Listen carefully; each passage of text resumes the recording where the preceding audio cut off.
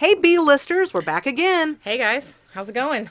I'm Courtney, I'm Tara. and we're going to talk about a great movie today. You guys, I'm gonna save you an hour. Don't watch this movie. It's an hour and a half. It's no, I'm gonna say the hour of this. Oh. You watching us. Just watch this. You don't need to watch the actual I'll movie. tell you all about it. It's a great movie. Regardless of what Tara says, it's a great bad movie. In 20 years of our friendship, this is the first time I've ever wanted to fist fight Courtney, I think. The first time I've ever wanted to throw hands, as the kids say. We are talking about the movie The Gate. From 1987. And I'm going to say this straight off the bat from the top. I had never heard this movie. I had never seen this movie. I didn't know this movie existed until she told me about it. So. This was one of those movies that was on the UHF channels like I was talking about growing up. But this one wasn't edited too much because it's kind of tame. It really is. You know, I kept waiting for it to do something. And it does not do a whole lot, which is probably why I liked it as a kid, because I wasn't too scared. I watched it. I mean, it was like a good, I didn't clock it the time. I should have, like, when, like, you see actual, like, monsters or whatever it is. Like, I'm like, I remember texting you, like, we're a good 30, 45 minutes. When is something going to happen? There's not a lot that happens. It's like the implications. The implications. The implications of it all. Yeah, so it's but not in a good way that like other horror movies do. Like, yeah. There's not like a whole lot of suspense. It's just mainly like this is happening. It's kind of like a bad porno where it's just a big gaping hole and you're waiting for something to happen to it and nothing ever does. It's like more of a cautionary tale to kids, because this was like in the height. Cautionary tale. Don't listen to rock albums. Don't. Yeah, it's the height of satanic panic. So don't go digging up your parents' backyard. Don't go digging it up or anything like that. Avoid geodes at all costs. Do not open a geode. If you find a round rock, leave it. Let's get into this movie. Let's get into it. It was released in 1987, and it has. I saw 87, and then I saw 86 some places. Like, we see it on Tubi. It says The Gate, 1986. Oh, did it? I go by the But I went on IMDb. everything else on IMDb, and it said 87. Yeah, so I'm just going with that because it was Tubi in front of me. needs to get its shit together. Right, Tubi, come on now. It has a runtime of an hour and 25 minutes, so it was a little bit longer than Chopping Mall that we covered last time. I'll send you my friend Matt, who's on Horror Madness on TikTok. Look him up; he's hilarious. He thought that it was hilarious that our coverage was right at like 58 minutes and the movie itself is at like an hour. I know, right?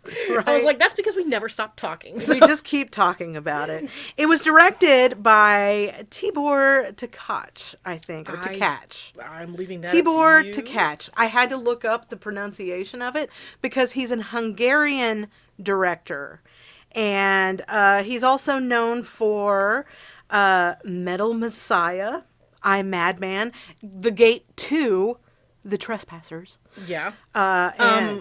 Also, the Police Academy series. Oh yeah, he directed a few episodes. He directed a few episodes. I saw of that. The Police Academy. He also series, directed the made-for-TV movie Sabrina the Teenage Witch. Sabrina the Teenage Witch. From 1996, something like that. You know, the one before the series. movie that started it all. The movie that started it all, and I think he actually did direct also a couple episodes of the TV series. They were like, you know what, Sabrina. You were so good, we want to bring you back. We want to bring you back. And so, let's see. It was written by Michael Nankin, who also wrote Midnight Madness. He wrote The Gate 2, which is a sequel and he was super popular in the 80s and the 90s for writing TV. He did Life Goes On, which I watched all the time. Yeah. Picket Fences and Chicago Hope. I didn't he also did the TV series Flipper. So don't forget. I saw that. I'm not going to lie. I saw that. I didn't write it down. I wrote it down because the fuck Flipper wants to watch Flipper. Hello. Anyway. Poor kids without TV. Poor kids without cable watch Flipper, okay? Now, the budget of this movie I read was $6 million, which is a nice little hefty sum. And it made in box office $13.5 million. So it made its money back. About doubled its doubled enough to get a sequel. Enough to get a sequel. enough to get a sequel. So, and I was going to look into who did the special effects of this movie, and there were so many hands in the special effects. I was like, you just got to see it to see the different. You know what? Types. If you're listening to this and you did special effects for this movie, give us a little ring a ding. You can come on because I have some questions for you, sirs and ma'ams. There was a lot. Now they used all different techniques. There was like forced perspective. A lot of that because that was super popular back then. Well, yeah, they didn't have, And there was the matting where they, used cutouts of the scenery. They walked so movies now could run. Right. There wasn't any CGI, but there was like the stop motion claymation. A lot of claymation. I saw that and I was like, God, this takes me back because I remember a lot of that. Like I used to love Pee-wee's Playhouse, and there was a lot of claymation in Pee-wee's Playhouse, and I psychotically as a child was like, okay, if Jim Henson could be my dad and I could just do claymation for a living, even though it's two completely different mediums, but I wanted to do claymation for a living as a kid, as like an 8-year-old. Yeah. I always thought it was really cool. For that now. So I know. I was obsessed with the California raisins. Yes, those commercials were the best. They were so, and they even had like TV specials about them. And yeah, stuff like I think that, it's in my notes somewhere about the California raisins. Yeah. And this didn't have a huge cast. The most notable actor to come out of this movie was Stephen Dorff, who plays the main Little Stevie Dorff. Little Stevie Dorff. He plays the character of Glenn. And if you don't know who Stephen Dorff is, he's played in lots of blockbuster movies. He was in Blade. He was in Cecil B. Demented. He was in Deuces Wild. I really like Cecil B. Demented. I know. I did too. That was one of my favorite movies. And most he was recently, a cutie patoots. He's aged pretty well. He's like he still doesn't look bad because most recently, a few years ago, he did a season of True Detective. Oh and, yeah. And he's not a bad little actor. No, he's actually very talented. He's actually very good. He also did the last season of The Righteous Gemstones, which is my favorite. I haven't comedy. seen the last season. He's spoilers. Yeah, he's in the latest season of that. I love that show. And that's my favorite comedy right now on TV. I can't wait for the new season. And he also was a spokesperson for a little while for Blue e-cigarettes. So we got to see him in some commercials over the pandemic, which was nice. I mean, you have to pay your bills. Yeah. His best friend Terry in the movie, the character named Terry, he was played by Louis Tripp, who came back for The Gate 2, but didn't really do much. He just played like some bit parts in a couple of series on TV. You know who he looked kind of like, and I had to see if it was him or not? Did you ever watch Charles in Charge? Oh, yeah. Okay, so you know how there were like two separate families on Charles in Charge? It started out with one family, and I guess they scrapped that idea and then did another family. Right. One of the brothers from Charles in Charge, this kid looks kind of like him. Okay. There's one with glasses, and he's kind of a little nerdy kid. And but I mean, it's been a while. Terry's wearing a leather jacket most of the time. Terry is a little badass. He listens to Satanic Records. So I don't think it's the same kid, but like, he looks like him. Yeah. The character of Al is played by Krista Denton. Her name is Alexandria, but she doesn't like that.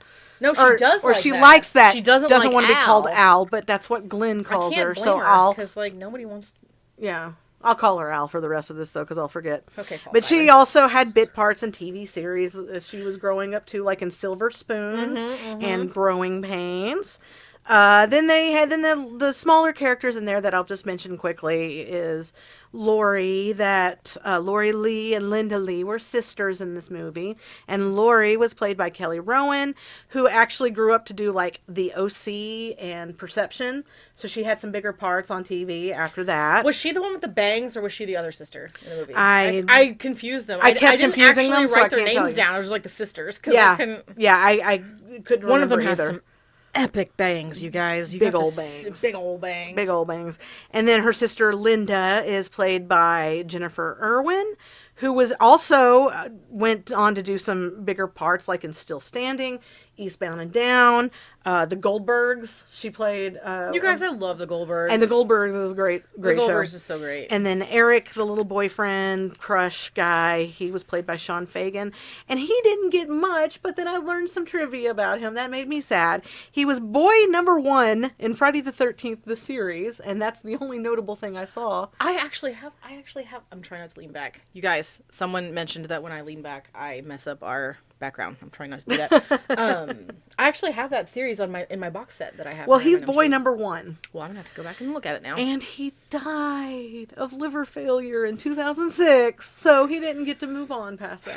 Courtney, we're like 10 minutes into the podcast. You're bringing it down. I'm bringing it down. So, we might as well just go ahead and tell him about this movie because... Let's go ahead and get into it. Yes. Let's get into it. Okay, well, it starts out with Glenn. Little Stevie Dorff. Little Stevie Dorff. He's coming home to an empty house. That house is massive. It is. And the inside does not match the outside. And it was the 80s, so it probably only cost him maybe $40,000. Right, that house was like 20 grand or whatever. Couple of buffalo nickels. And yeah, right, right. And anyway, he's in this empty house. There's an unfinished dinner. The TV is ominously on. And the echo when he's calling for... There's like a huge echo in this house. It's a huge house. They spent $40,000 on this house. It's huge. Why are you coming at me? Build the house? God, and he's looking around looking for him, and he hears a creepy, doll voice calling for him. Yeah. So he goes out in the backyard and gets up into his tree house, and he finds this doll talking to him. And then a weird lightning strikes it. It's on fire. And it's on fire, and he falls over, and the tree house falls over, and then he wakes up, and it was all a dream. It was all a dream. Because, horror movie tropes. You gotta have them in there. You gotta have it. It reminds me a lot of, who had a lot of, really weird dream wake-up sequences was Nightmare on Elm Street 2. I feel like they were trying to make a kid's version of Nightmare on Elm Street with this movie. Similar. It got a lot of similar... I mentioned Nightmare on Elm Street in my notes several times. Yeah, yeah. It's this is kind of like this. Yeah, it's like the Goosebumps version. The Goosebumps version. Of Nightmare on Elm Street. The children's... My first horror movie. Yeah, right? So he wakes up. And he hears chainsaws and all Lots of yard work going on. And he looks back in the backyard. Let's not forget the cutest dog ever that he has at his side. Angus. Who I said looks a lot like Sprocket from Fraggle Rock. He does. He's so cute. Like a little fuzzy. Such a cute little fuzzy baby. Doggo. Love him. Yeah. And so, his faithful companion, they go look outside in the backyard, and these construction workers are taking down this massive tree with the tree house in it. So there's a lot of people in the backyard for one tree. It's not like he called a tree service. It's like there's a construction crew taking in the backyard down this tree house, chopping down a tree house. Mm-hmm. And so he's poking around, and he looks in this gaping hole. Because they ripped the trunk out. They ripped the roots out, but the hole isn't big enough for a tree the size that they're taking down. We took down that big tree in my front yard. Yeah, it leaves like a... And they couldn't take the root system out of it because it was growing under the house and everything. Right. So they just ground down the stump and killed it and left it there. So it's all buried. The people who made the this people movie there didn't made know a little small hole. They didn't talk to a landscaper before they made this movie. I guess not. And so he's poking around and everything, and he finds a geode, a geode, one of those round hollow rocks with the crystals inside of it. He doesn't know what it is yet, though, and so... I keep calling the hole in my notes the hot hole. The hot hole. Because there's always steam coming out of this hole. I called it the unholy hole. The unholy hole. Fast forward to his friend Terry is now with him. Yeah, Terry comes over, and he's checking out the unholy hole. Terry's wearing glasses and a leather jacket, and they are digging... digging for more geodes. He's like, oh, cool. Where there's one, there's usually more, so let's find some more geodes. These things are cool. So...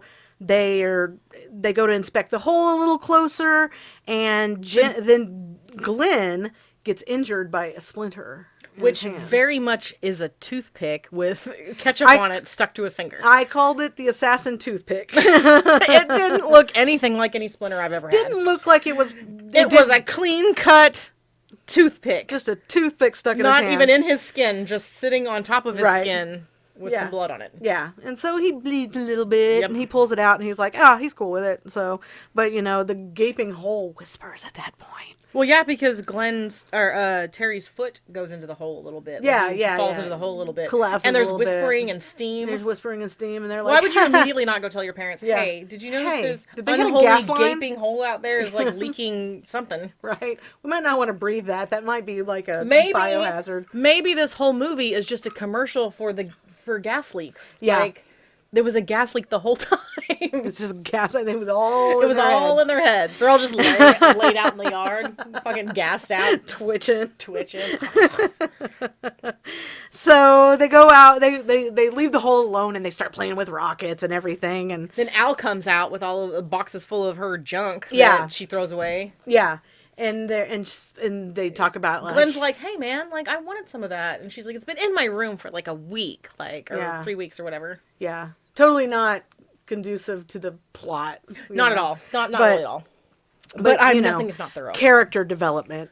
So, and they talk about, well, he's not really allowed to play with rockets anymore without supervision. And it shows the roof where, like, he had burned a hole in the roof. Glenn had burned a hole in the roof. Yeah. That is important to remember. That's important to remember. Glenn burned a hole in the roof with his rockets. Glenn is not, he's accident prone. He's very accident prone. And he likes to play with rockets. Uh-huh. Mm-hmm. And so while they're discussing all this, and let's not forget Terry's catching these bugs that came out of the hole. They're like moths. They're like moths, but they're like very aggressive moths. They're very aggressive moths, and he puts them in a jar, and he's like, I wonder how long they'll live. Sociopath. Yeah, I wonder how long they'll live without oxygen. Like, yeah. Are you okay? And even Glenn's like, dude, that's kind of cruel. And he's like, whatever. For a boy in the 80s to say that it's cruel to like torture an animal was a big thing back then because that's, where serial killers were born. That's how they're made. Yes. And so, anyway, Glenn and Al's parents are going out of town. Oh, hang on. I have that Al says she's going shopping with her friends, and these teenage girls have the coolest car. I didn't even pay attention. What were they driving? Dude, it looks like, I don't even know. I forgot to write it down, but it's like, that's not a car you get when you're 16. That's not a... Everybody had a cooler car than me, so I can't really say. I guess, but I'm like, wow, these kids... And the boyfriend, like the little crush guy later on, he's got a really cool car. Yeah. Like, why does everyone have a cool car? Was I the only one who didn't have a cool car? Well, they got a bigger budget in this movie, so... That's true. It's what they spent on. Yeah. Anyway, Mom and Dad are going out of town. And Mom and Dad have matching haircuts, which is great, because... Yeah, they do. They have matching It was the 80s. It was the 80s. And so they're discussing, well, should we get a sitter for the kids? And Al's like, I'm 15 years old. I've got this. I'm 15.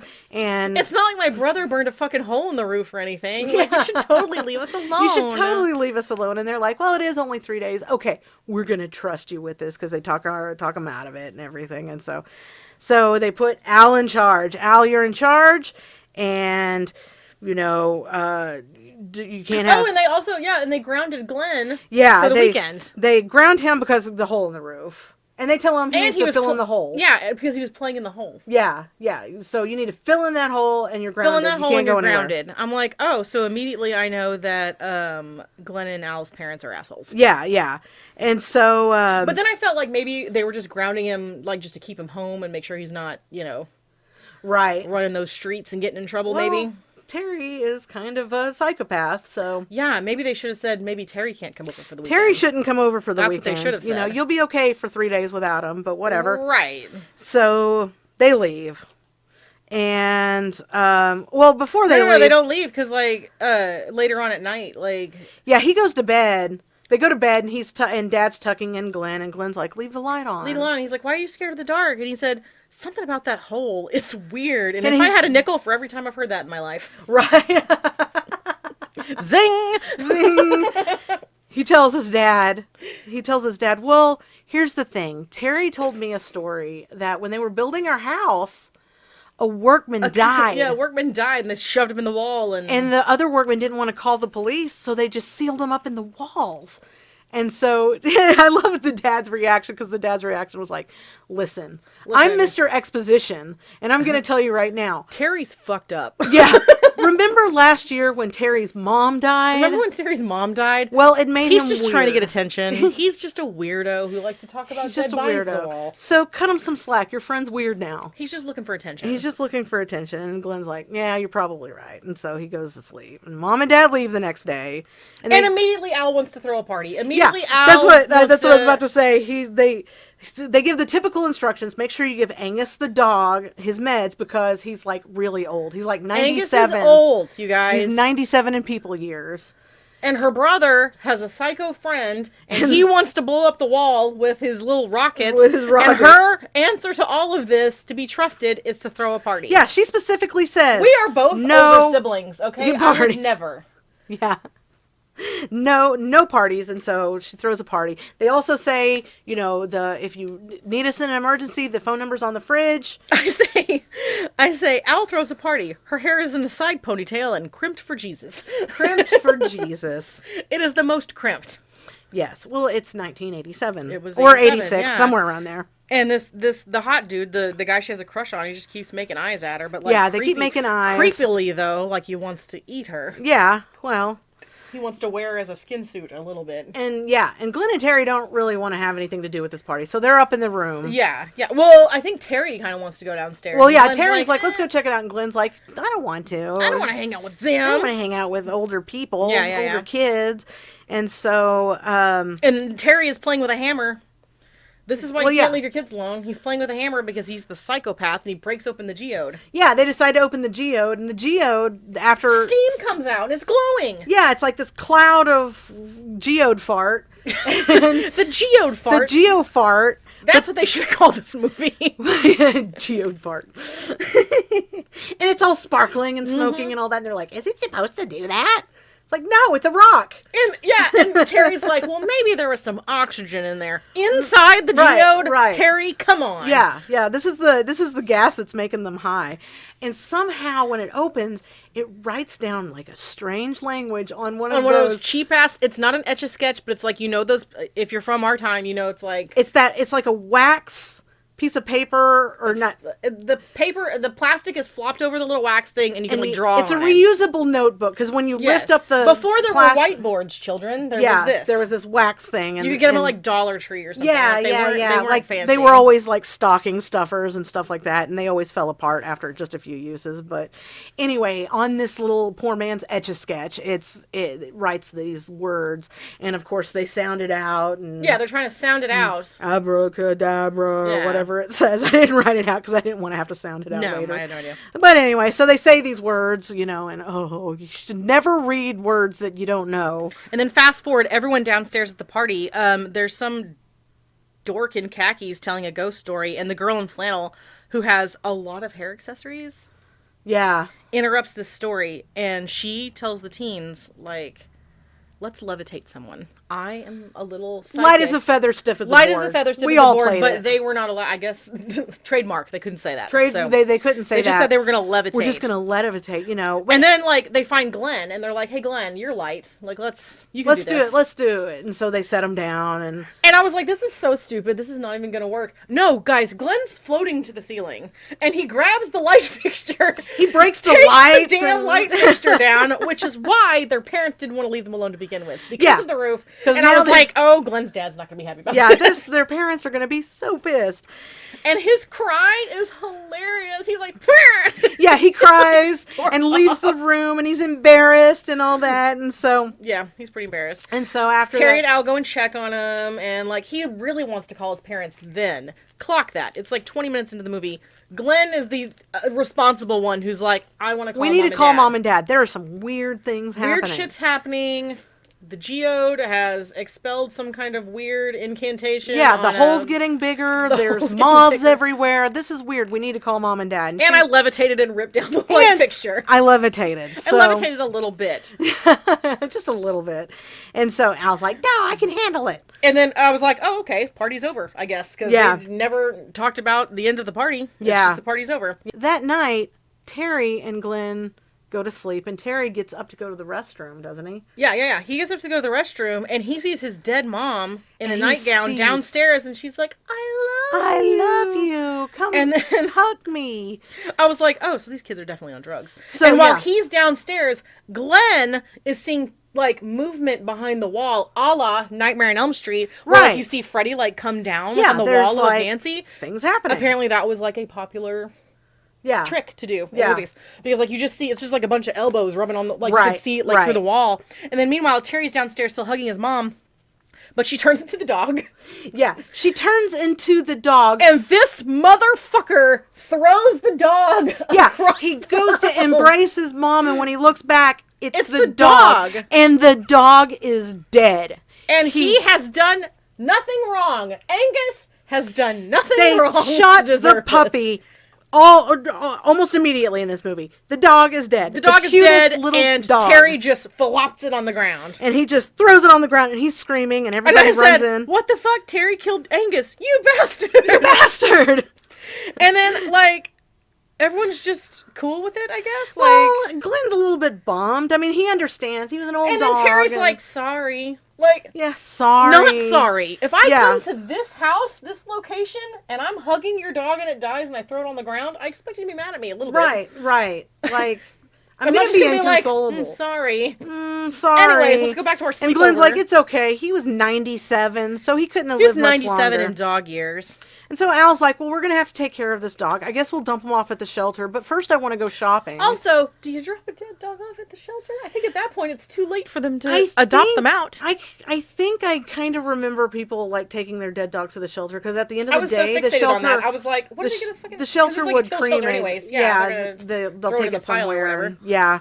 And so... But, like, again, Al, you're supposed to be watching your brother. Mm-hmm. She wants to go shopping. She's going to leave going him there shop- and go shopping, knowing full well there's rockets everywhere and geodes and weird And incantations. Terry. And Terry. Yes, and she just wants to leave him and, you know. So they give the dog to the crush, Eric. And he says he'll drop it off at the shelter, but when he gets to the shelter, it's closed. I couldn't even talk to my crush in high school. I couldn't even say hello to my Yeah, crush. I didn't hang and out she's with my like, crush. here's my dead dog. Here's Please my dead dog. Take care of this for me. Take care of it for me. And then meanwhile, okay, so Terry goes home and he's calling out for his dad in the house, but of course he's a latchkey kid, so like his dad's not there. He's an only child. There's a note on the fridge. Did you read the note? It said, "Gone on business. Be back later." Yeah. That's the vaguest So note we ever. know Dad's a businessman who's And never that he's around. super important, and that's just He's yeah. off doing business. So I said we have no idea when his dad's coming home or if his dad's coming home. Yeah. We don't know anything. Yeah, this poor kid. His mom is dead. His mom's dad's dead. never around. And his dad- He's an only child. The house is a mess. There's The house pizza is a boxes mess. everywhere and shit. He just picks like, up a piece of pizza that's been laying there for God knows how how long is that? But of course he's a boy, so like it doesn't matter. So it Because like doesn't I know matter. my oldest son, like he will go get a pizza and he won't put it in the fridge. He'll just like leave it by the side of his bed and he'll just keep noshing on it. Like, Oh, that's disgusting. Boys. Oh, my God. It's so... so Glenn again asks to call mom and dad because of the dog. Yeah, we And didn't tell Al's him like, the dog... I've got this under control. What the hell? Like, Yeah. I'm going to give this to my crush. My crush is going to dump it at the, animal shelter. It's not a big deal. Yeah, it's cool. And then that's when we see the friend who has the heinous bangs that looks like she stuck her finger in a light socket. Yeah. And they pick up Al and they go Yeah. shopping. And Terry's playing music in his bedroom. Cut to Terry playing music in his bedroom. And he's dancing on the bed and he's doing like air guitar. Playing air and- guitar. He can I did it. self-soothe. I did clock that his rainbow, he has a comforter and it's a rainbow. Like, it's rainbow colors. Eh, Is Terry, maybe. is he part of the the alphabet mafia? 80s. He's part of the alphabet mafia, maybe? Maybe that's why he's so angry all the time. Maybe. Let him come out of that closet, Dad. Right. Well, he's he'd like listening to, but Dad's not there. He's listening to some weird shit, and it's like very like demonic. And... It's that 80s metal, like epic fantasy metal with like poetry and it's so bad. talking about It's nymphs so... and orcs. It is not and... my cup of tea at all. Yeah. And then he pulls the geode out of his bag, and the fake Etch-a-Sketch. Like, did he steal that goddamn geode? He took the. He just took it. He just took Took it. the geode and the little Etch-a-Sketch, fake Etch-a-Sketch righty thing. Yeah, yeah. And like, come on. And apparently in this album that he's listening to, they included the Necronomicon or something Yeah. in the liner notes. Maybe of don't the album. include that in your liner notes, Megadeth or Yeah, whatever the hell he's listening it was to. Sacrifix. Oh, That was the name of the band. Sacrifix with a Y. So course. it's eviler-ish. Eviler-ish. Oh, and we missed the part where Al was wanting to go to the beach and go to the mall with her friends, and her crush starts eating Glenn's cereal just takes the bowl from him and starts eating a cereal. And then that's where the friends give him So a he's hard an time, asshole. and that's where the friends that's where Glenn calls the crush the F slur. Oh, yeah. He steals this kid's Homophobic cereal slur. and like yes, and then Glenn gets up and he's mad and he walks out of the kitchen and he's just like bah, just like says it. I'm not gonna say it because I'm not an asshole. But like I was like, how old is this kid? Like 10? Right. So yeah, then they're like, yeah, go to the shelter, blah blah blah. And Glenn's kind of bummed that his dog is dead. He's looking at the his photo sister album ditched with him. pictures of the... Yeah. He's crying. Yeah. And... So he goes to the backyard and sees that the unholy hole. Well, because he hears a weird noise. Yeah, so he goes hears downstairs. it. And the hole is back after And the he bug filled it zapper's in. going nuts. And the bug zapper's going during nuts the daytimes. because these moths just keep coming out of it. And then there's steam coming out from the the spitting out fog. And so Terry comes back over at this point, and he goes to the front door, and Terry scares the shit out of him because Terry's already there. Right? Yeah, Terry's just standing there like the psychopath. When he starts going towards the front door, I was like, "See what happened, Al? You freaking left, and now this kid's gonna leave, and we don't know where he's going, and there's no cell phones. He can't even tell you when he's gonna be back." And then Terry's there. So Terry's there, and they investigate this hole a little bit further. And Terry's like, "I know what this is. It's demons. You got yourself some demons. You got yourself a case. Yeah, of that's demons. what it was. You got yourself a pretty bad case of demons. Demon infestation is what it is. Yeah, and so they get a giant piece of broken fence, and they it was the treehouse. It was the debris from the treehouse. Debris from the treehouse, like a big piece of wood. And they're just like, let's just cover this hole up. Just cover it up. That's what my sons do when they're cleaning their rooms. Yeah, they just cover it up. Stick it under the bed, cover it up. It's fine. And Eric pulls up to the animal shelter. Meanwhile, Eric's pulling up to the animal shelter, and it's like, I guess no more room for dead dogs. Sorry, buddy. And you look, he's got the dead dog in the seat next to him, and he's all talking to him, and he's like, "Sorry, no room at the end. No room at the end." And then he goes back, and he's trying to find a way to get the dead dog back in the house. Yeah. What are you doing? He's looking around, just carrying around this dead dog. Carrying around a dead dog. It's not okay. And so Terry and Glenn they're looking at the record, so the lyrics and all that. Yeah, stuff. Terry shows them the Sacrifice album, and he tells them that they only recorded one album before they died in a plane crash. Much like Leonard Skinner. Leonard Skinner, who was also satanic, according to my church in the 80s. If you play Sweet Home Alabama backwards, it's basically a demonic... kick-ass recipe for brownies. It is. So, oh my god, that joke was amazing. You guys, rewind it and listen to that again. You're welcome. Jesus Christ.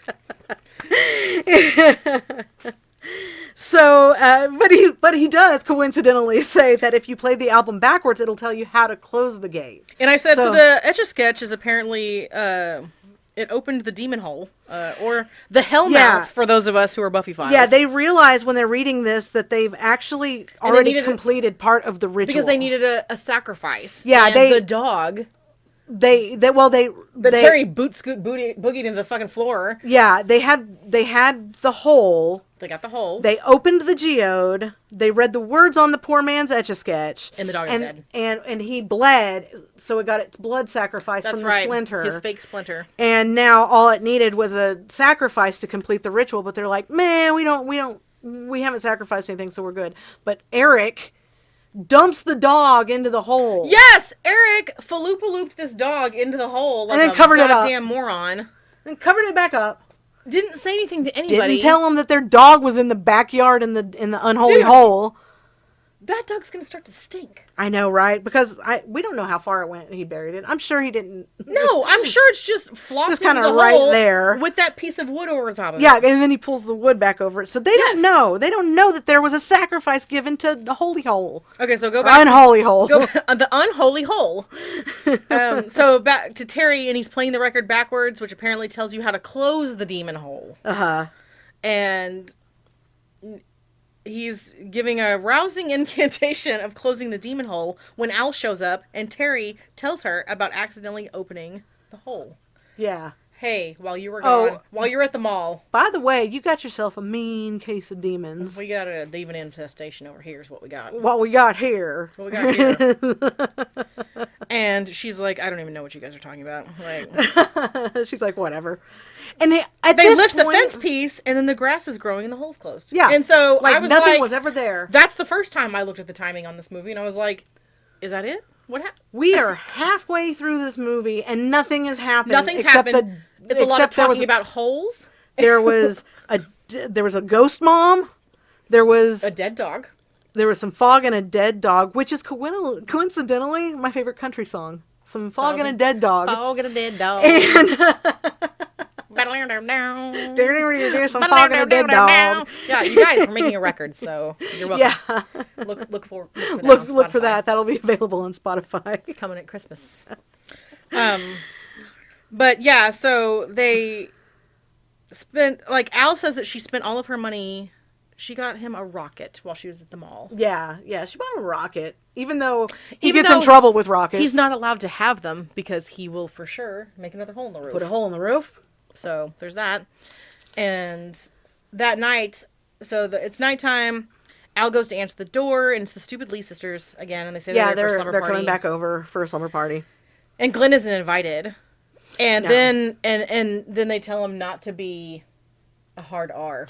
Like, yeah, another slur in this, but again, we 80s. don't say that word, ladies, and your bangs are so terrible, and you're a shitbag. That's in my notes right there.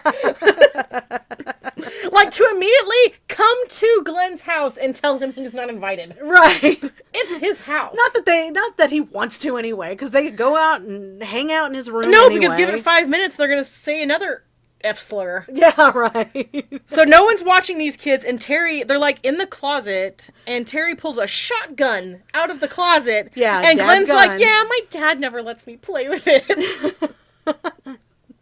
Because you're not supposed to play with guns. Because you're not supposed to play with guns. And then they found that Thunderbolt rocket thing that Glenn keeps talking about. And then the girls find him in the closet and said they're probably F-slurring off. Yeah. In the closet. Yeah. More slurs. More slurs. What is happening? Also, Al has a side ponytail intact, but also foil in her hair. What's happening? Because in slumber parties, we put foils in our hair. We didn't know what they were for. Says, as a hairstylist, I'm offended. As a woman, I'm offended. As a slumber party person who's had slumber parties, I'm offended. I'm offended by everything that's happening here. As a piece of foil, I'm offended. As a piece of foil, I'm offended. As an F slur in a closet, I'm offended. I'm offended by all of it. I'm offended. But yeah, so the boys are in their room, and Terry's asleep, and Glenn's reading about demons, and you see a monster in the hallway, and I am not unconvinced because it's the shadow. It's the shadow of a monster, and I said I'm not unconvinced. It's a hand puppet, honestly. I thought it was Vern Troyer. I think it might. This is what it looks like. Put a shadow over this. It did have like some facial structure things going on. Okay, I have arthritis. I can't make that with. Okay, so lightning outside, and it wakes Glenn up, and the moths are swarming. His windows are broken, and Terry's not in bed, and yeah, the moths break through the window, and there are winds knocking everything off, and Terry's not in bed. Terry's not in bed, but there is a lump there, and he's talking to it because he thinks Terry's there, but Terry comes up behind him. Yeah, well, he goes to get Al because he's like, "Hey, the moths broke my window. Come back!" And so they're investigating. The moths have broken my window. The moths have broken my window. Well, I'll tell you what, that shit's not gonna fly when your dad gets home. You can't tell him that the moths broke your window. The moths broke the window, and so they go to get Terry out of bed. He and Al get Terry out of bed, and it's a very fake dead dog. And it's Angus, the dead dog. I'm not convinced it's the same dog, if I'm being really honest, because it's very fake looking. Yeah, well. And I said, why is it steaming? It's steaming in here. Because it was in the fog hole. The dead dog was in the fog hole. That should be the name of the fog hole leg hole. That's my favorite Looney Tune.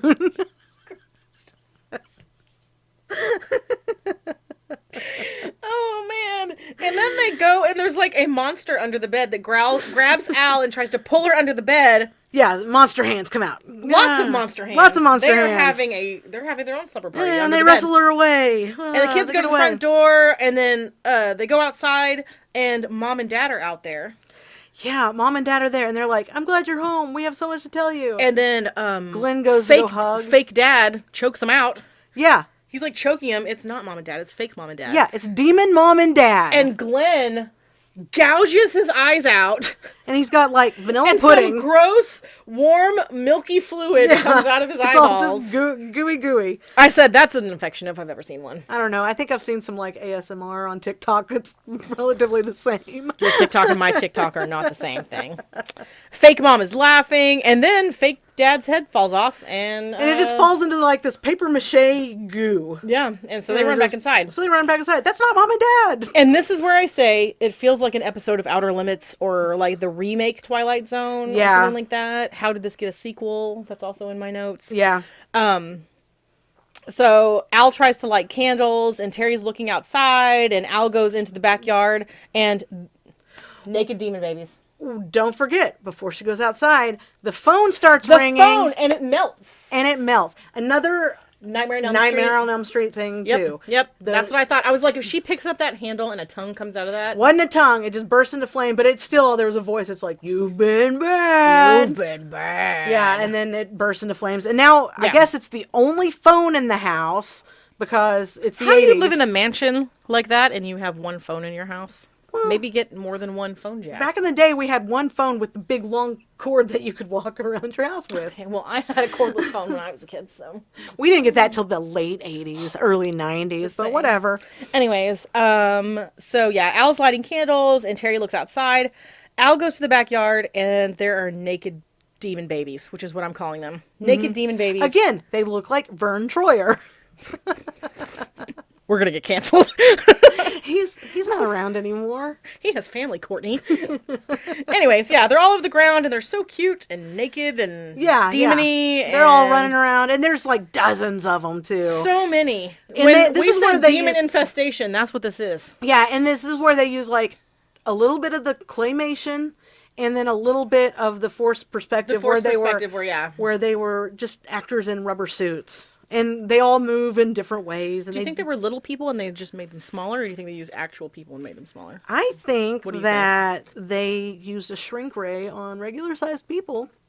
I'm not doing this podcast with you anymore. I quit. It's hard to tell because, you know, the special effects were just top notch, and so it was hard. It just blurs the line of reality. Yeah, especially whenever you see the matte line around them where it was like cut and pasted into the frame. So they all go down into, I guess, the basement to get the spells, and all the family pictures are them, and they're dead, and they're very dead. Much just like propped against each other, like. And why does Terry know so much about demons? I said, why do you know so much about demons, Terry? You're not allowed to hang out here anymore. I also like how whenever the sisters were hiding in the closet, the Lee sisters, they come out and they're wearing these necklaces, like the ropes of garlic. Like, which I always wanted one as a kid because of vampire movies, and you don't see those. That's what I was gonna say. I was gonna bring this up. Who actually uses all the garlic from one of those ropes? Like, whenever I get garlic, I get 1 or 2 heads. Or you buy like the little package that's got like a few of them in there. Yeah, and I usually end up throwing it away because they start sprouting in my fridge. Yeah. So how do they have these entire ropes available to them to wear? But, you know. Why did the parents buy I'm assuming the parents bought this and that the Lee sisters didn't bring it. Why do they have this? Why did they buy so much fucking groceries before they left to go out of town? Right, you're only gone for 3 days. You need a box of Eggos and some Pop-Tarts and some pizza rolls. That's all those kids need. And some garlic ropes in case the foghole gets... In case your foghole acts up. You never know when you're going to have to shove some garlic in your foghole. God damn. We've got to get through this.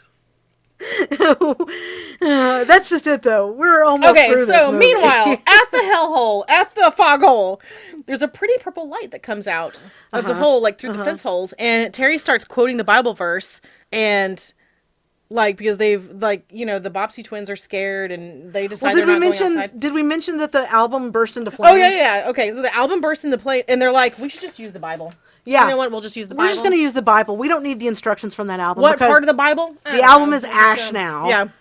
The Bobbsey twins get too scared and say they don't want to go outside. So they leave. So they see the purple light, and Terry starts quoting Bible verses, and the hole opens up with a lot of steam. And after he quotes, but then he falls in the hole, Alice in Wonderland style. Remember Alice in Wonderland? Remember the one from like the 80s or the 90s, like the movie? And it's just like, Once Courtney gets better at editing, we can make this like, we're falling into a hole.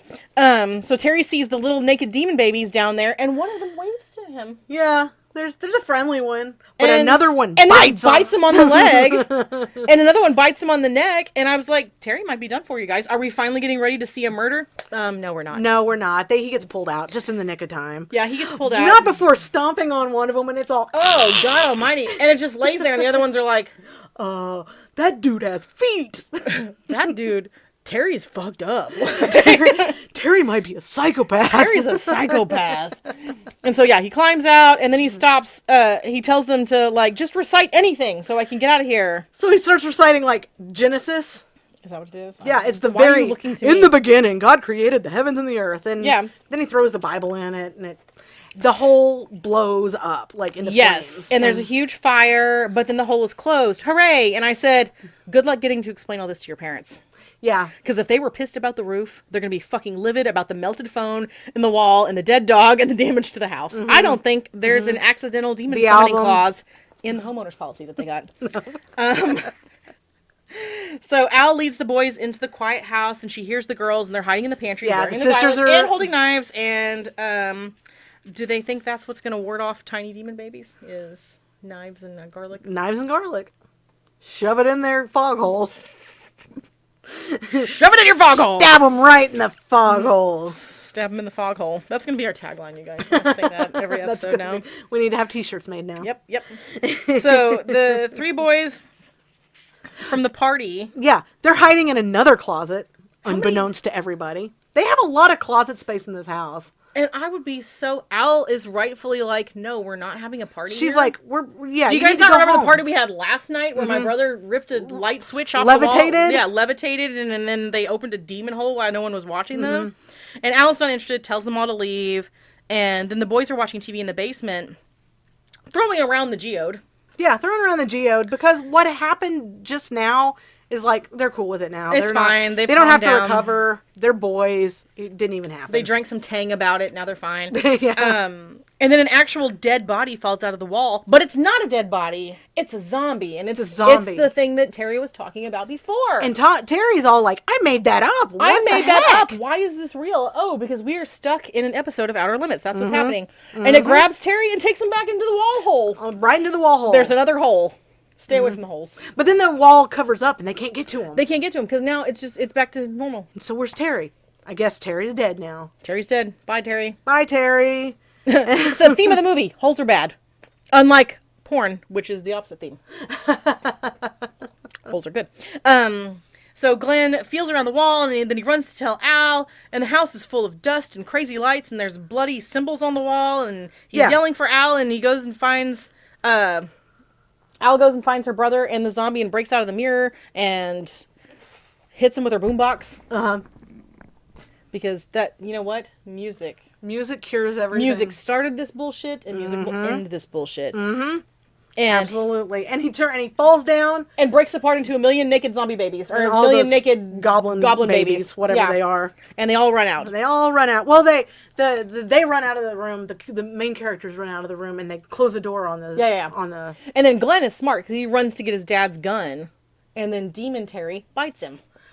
Bites him. He's Comes hiding out of in the closet. Comes out of the comes out of the coats or clothes whatever. and bites him, and then here comes Al to save the day, and she she's gets a Barbie. Barbie foot. And it's stabbing Terry in the fucking eyeball. Fucking eyeball. Just with a Barbie. But Like, then- where's all those knives that the Lee sisters had? well, they took off with them. Those bitches. They went to go chop the garlic. Those bitches. They're having a garlic boy party at their house. That's some bullshit. They left nothing for the fog hole. Nothing for the fog hole. They load the shotgun, and then the zombie guy gets shot, but he doesn't The stop workman him. shows back up again. Yes. And they shoot the workman. Yes. And then he picks Al up by her foot and throws Glenn hilariously across the room. Yeah, And out the- drags Al back into the wall. Yeah. And I guess she's a goner now, too. Yep. Apparently she's going to be a And you know what? wall biting. That's when Glenn realizes that Terry was a sacrifice. Terry was the sacrifice. And his sister was the second sacrificed, which Terry had previously mentioned in passing that, in order to open up this hellhole, like for real, and for them to inhabit Earth permanently, they need 2 human sacrifices. I forgot to mention that. And so did Terry. He just kind of mentions it in passing. It's just like in passing. You'll Just in passing. Oh, yeah, by the way, you need 2 human sacrifices to So now, this. there's the 2. And now the living room floor opens up into what I call a mega demon hole. Because Mega it's demon a huge hole. mega demon hole. And Glenn goes up the stairs to find the rocket that his sister got him. Because that's what's going to, I guess. Yeah, because Terry had also mentioned that the hole could only truly be closed with love and light. And because he had gotten... Why can't he just close the hole with his good intentions? Yeah. Like, is he, like, not an innocent kid as it is? Whatever. So he's reminded that, this rocket was a gift and it was given with love and life or whatever, light or... And so he goes and gets this rocket. Meanwhile, downstairs, a shit ton of naked demon babies come out of the mega hole and build an even bigger demon who I call Demon Daddy. I called it Mama Demon. And he is the T-Rex of demons with his little tiny He's got arms. these little tiny arms. Yeah, and then, he's got, like, a regular set of arms and then a second He's got a lot of arms because you're going to set. need, like, extra arms. You need a lot of arms. Well, look how many babies he's got. So many babies. He needs. That's why I thought it was a Mama Demon. It doesn't really say. And this is where, in the podcast, that future editing Courtney should play the Reba theme song. Single mom who works too hard, loves the kids and never stops. Yeah, so Demon Daddy or Mommy picks up Glenn and touches his head. And they have a very tender moment. And he's like, please. And so she's like, all right, just drops him. Down. Glenn looks down and he has an eyeball on his hand. Yeah, she disappears back into the hole. She's like, you know what? I'm going to do you this solid, but I'm going to deform you and you're going to have an eyeball. And he looks down, and I don't know Good luck jerking off later, Glenn. Yeah, your hand is going to see everything. She's got pink eye at all times. He's crying. He's crying because he's got an eyeball and it's super in his unhelpful. hand. And then he picks up the jar of moss and throws it out the window and says, "Take me instead." Take me instead. And then he grabs a piece of the glass and stabs his hand eye. Yeah, then he stabs that hand eye. So that's a wrap on hand eye. Goodbye, goodbye, hand eye. And now you play the Titanic song and like doo doo, and it's just like a picture of the hand eye. I don't edit, but I'm imagining in my head. And so he finds the other rocket under his bed, goes downstairs with it. With the other rocket, Daddy Demon is coming back out of the hole, and he's using flashlight batteries to shoot the rocket into Daddy Demon's... Well, he's a little spark. Yeah, he's got to have... Because you know what? He gets it all put together, and then looks at the box, and it's like 2 double D batteries. Those batteries are expensive, y'all. You don't just have those laying around. I don't even think there's any double D's in my house except for these. Ew. Yeah, so, and then he shoots the rocket into Daddy Demon's belly. And Daddy Demon is not happy. No. He slings Glenn around. Yeah, for a sec. Should have broke Glenn's neck, but... Should have. Didn't. And he's okay. He explodes in a flash of light, shooting Glenn out of the house. Oh my gosh, that was the best part of the movie. That was the best being thrown He gets in this thrown movie. through the front door. He's like trapeze flying, like flip.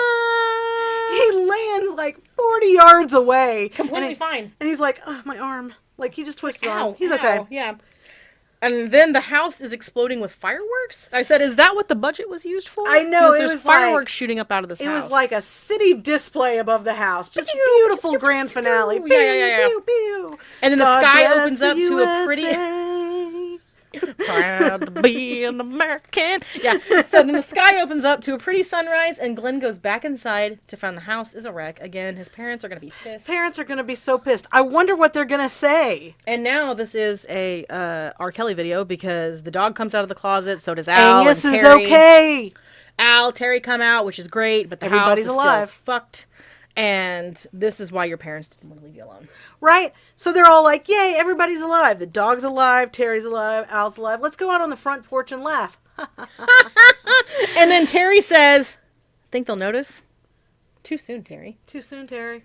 I just saved you from a demon house builder, man, in the wall. Did you not see Daddy Demon? Because Did you see that guy? I just exploded that guy. I had extra vision. I stabbed out for you, my friend.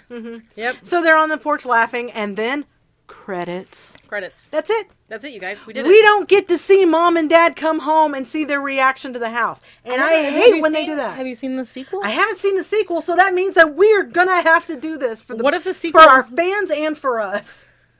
What if the sequel is just a bunch of, like, insurance paperwork? That's scarier than this movie.